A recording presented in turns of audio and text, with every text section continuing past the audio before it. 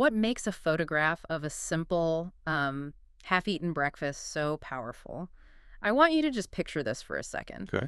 We aren't talking about a dramatic war zone or like a weeping face here.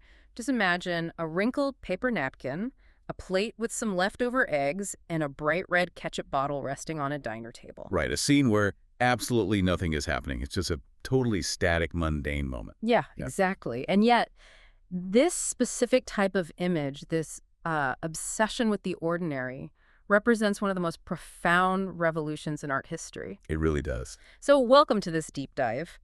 And to you listening, our third friend in this conversation, welcome. Today, we are pulling apart the work and the mind of the legendary photographer Stephen Shore. And our mission today is pretty ambitious, honestly. Very ambitious. And by the end of this conversation, we are going to fundamentally break and rewire how you understand that camera sitting in your pocket right now. Because the way we instinctively use our smartphone cameras today, to capture our daily lives, that was conceptually mapped out by Shore decades ago. Completely mapped out. But to understand his impact, we really have to look at how his brain processed visual information, right? Yeah, because Stephen Shore wasn't one of those artists who spent 30 years in obscurity trying to find his voice. From the very beginning, he was just this hyper-analytical visual thinker. Which, okay, I was reading through his biographical background in the sources, Mm-hmm. and there's this one detail that completely stopped me in my tracks. Oh, the MoMA thing. The MoMA thing.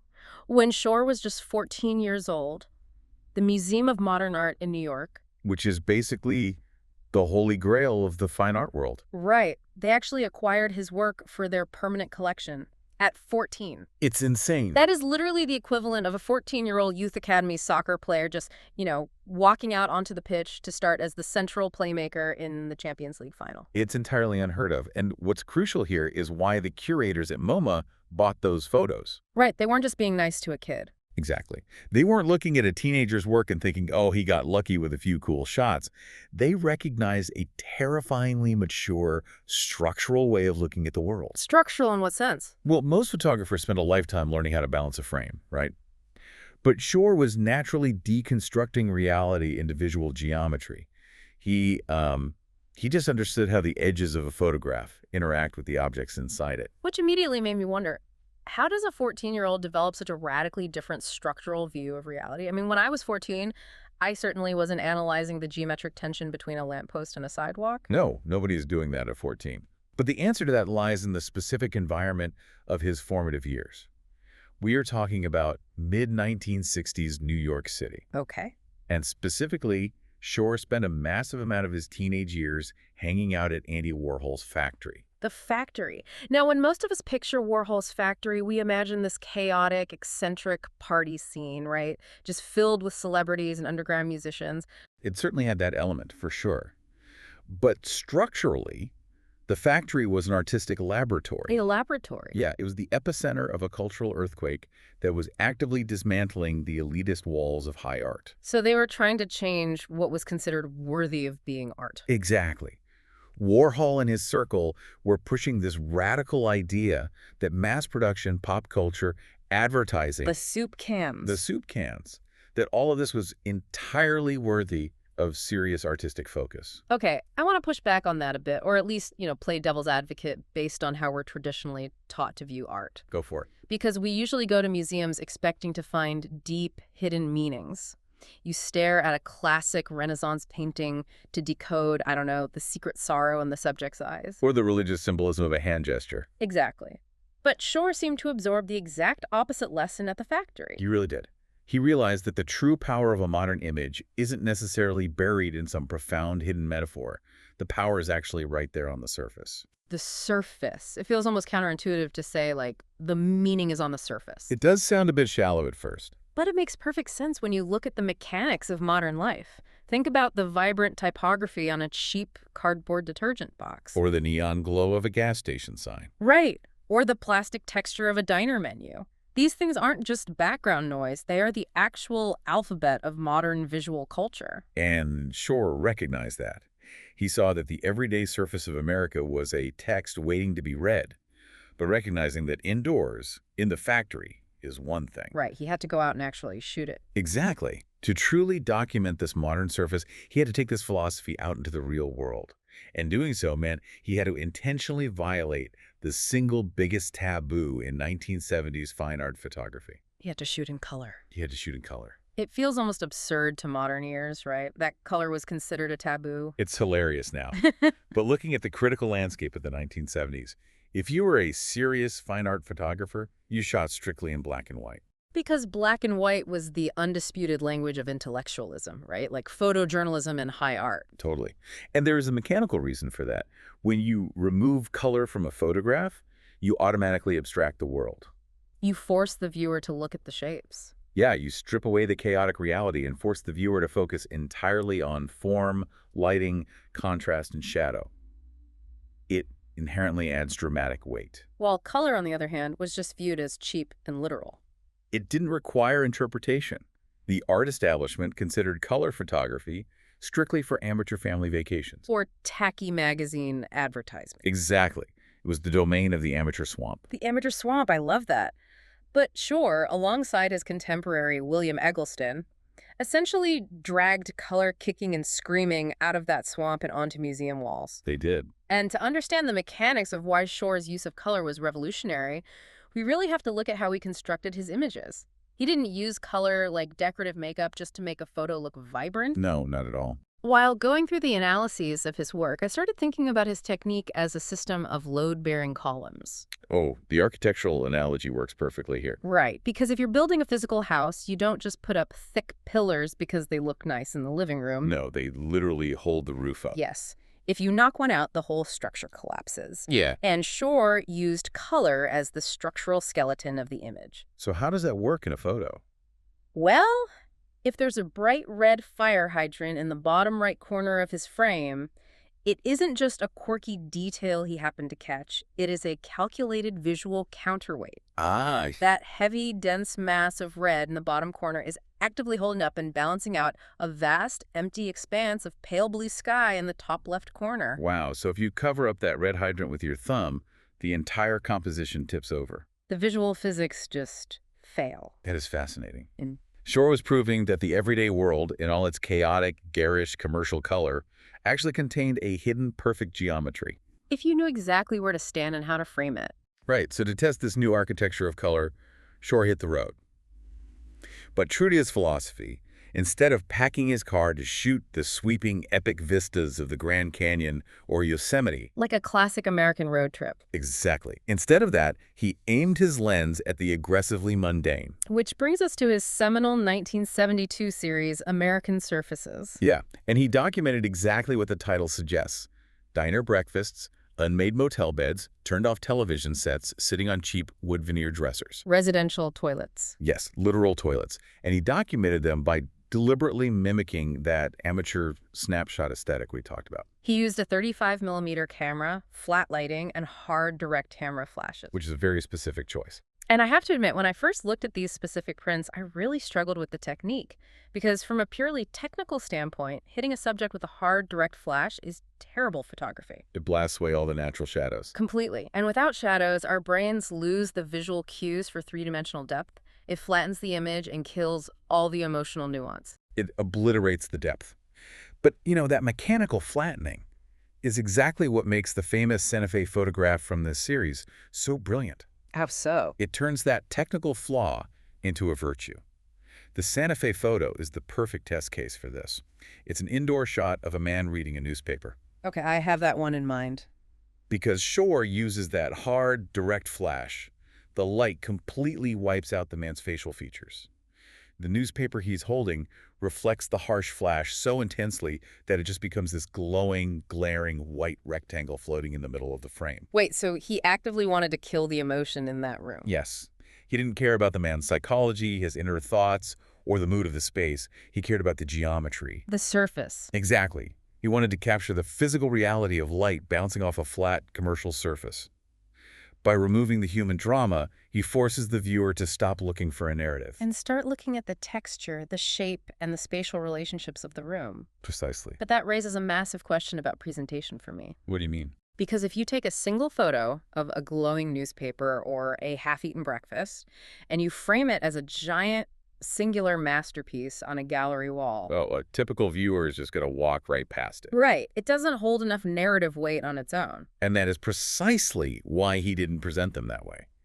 Shore printed the American surfaces photos small. Like, how small? We are talking about the standard, cheap commercial prints you would cook up from a local pharmacy.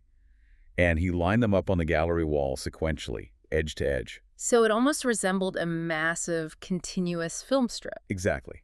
The meaning wasn't meant to be found in one isolated frame. It was in the continuous flow. It was the rhythm of everyday life, one mundane surface after another, building up a physical rhythm of America. You're reading the flow of the culture.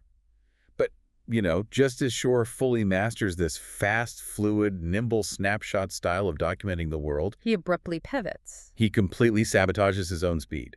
This pivot is what fascinates me most about his career arc.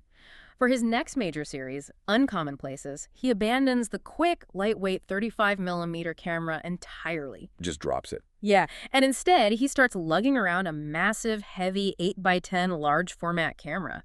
To grasp the magnitude of that switch, we really have to talk about the physical mechanics of an 8x10 camera.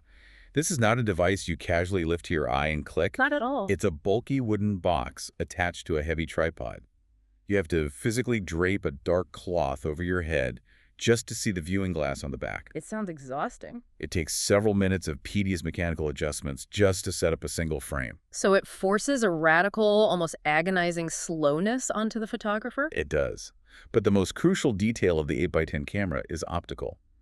The lens projects the image of the world onto that frosted viewing glass, completely upside down and reversed left to right. Wait, the photographer is looking at an upside-down world. Yes. How does that physically change the way the brain processes the scene before they even take the photo? It initiates a profound psychological trick. Think about it. When you look at a street right side up, your brain immediately applies functional context. Like, that's a car, that's a traffic light. Exactly.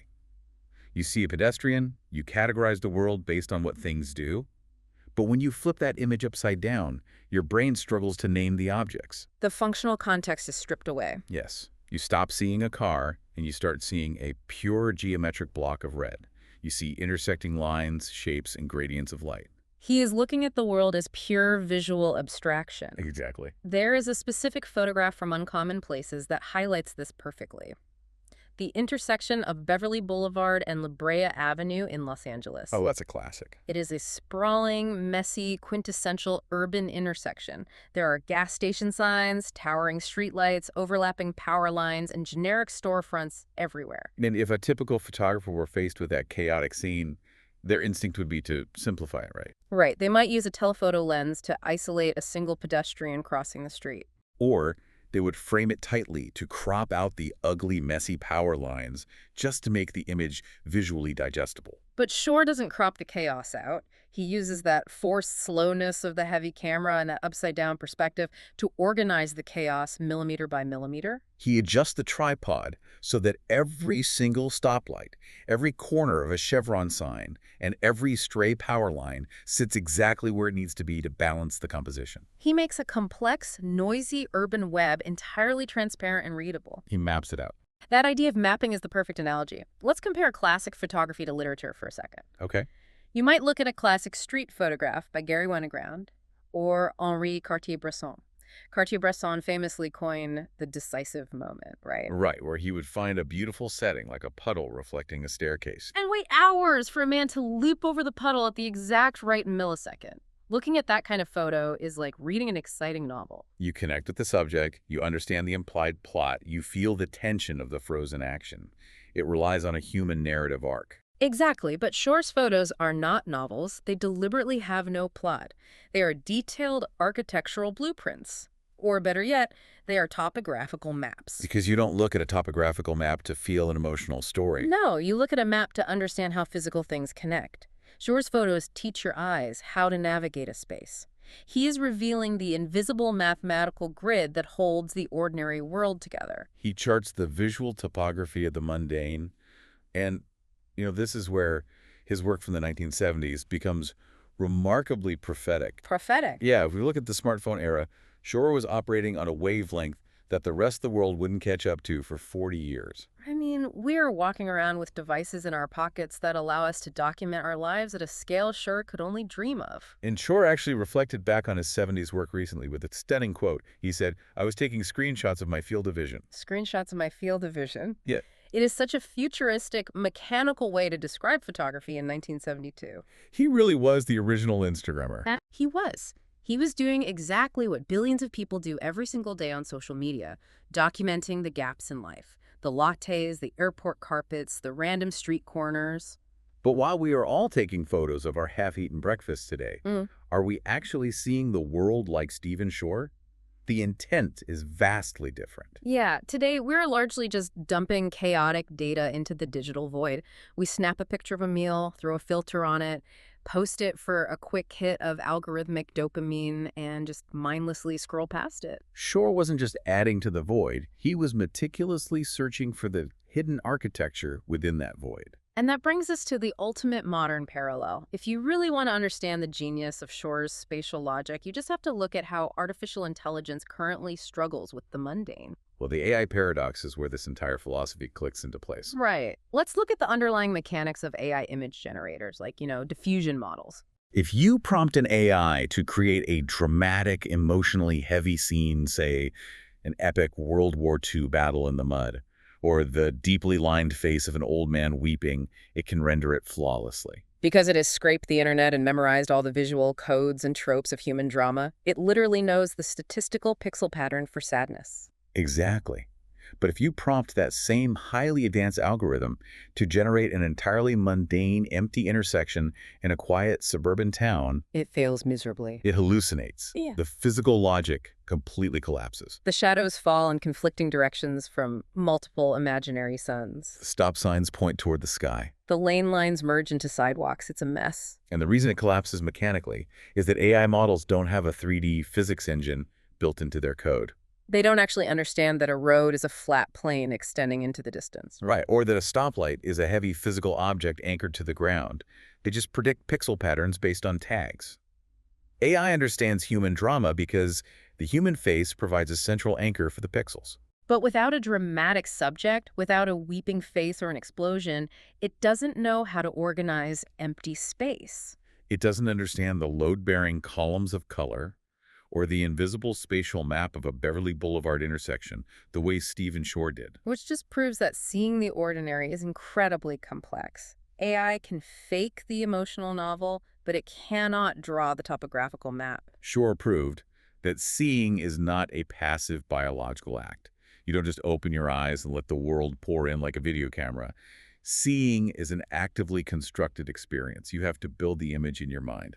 He didn't just change what subjects were allowed to be in a fine art photograph. He didn't just say, hey, it's acceptable to shoot diners and motels instead of mountains and celebrities. He fundamentally changed the mechanics of how we look at our environment. He taught us that if you pay close enough attention, the most boring places on Earth are vibrating with visual geometry. The empty spaces are holding the entire structure together. And that leads me to a final thought for you, our listener. We are moving into a future where AI is going to generate more and more of the images we consume. Yeah, the algorithms will eventually figure out how to perfectly render an empty street corner or a half-eaten breakfast. They will eventually learn to map the mundane. But if we outsource the architecture of the ordinary to a machine, what happens to our own perception? Do we lose the ability to see the invisible grid? If we no longer have to actively organize the chaos of our environment, will we forget how to truly see the spaces we live in? The next time you pull out your phone to take a quick photo of something completely unremarkable, just pause for a second. Look at the colors. Look at the blank spaces between the objects. Try to read the silent spatial architecture right in front of you. Because the most profound understanding of the world might just be hiding in the exact moments you didn't even think were worth looking at.